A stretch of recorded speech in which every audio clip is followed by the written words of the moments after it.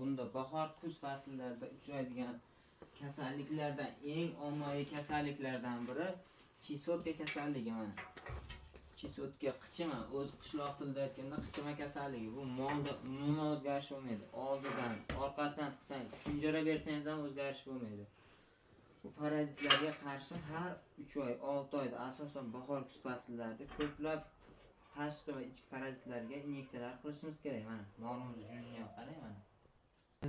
Chisotka kasalligiga qarshi qilinadigan inyeksiyalarimiz birinchi o'chiribda ivermektin qilinadi. Bu tashqi barcha parazitlarga, tashqi i qo'shimchasiga vitamin E ham bor bunda.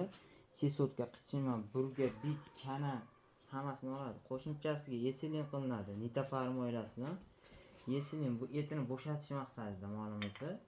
Keyin qo'shimchasiga kuchli добавочный vitamin qilinmaydi. C vitamin, yengil vitamin qilinadi. Bunda vitamin B12 tarkibi ham qo'shimchasi bor. Qilingan dorilarda effektini tez ko'rsatish uchun C vitamin qilinadi. Bu qilingan chisotka kasalligiga qarshi qilingan dorilarning effektini ko'rsatish maqsadida C vitamin qilinadi.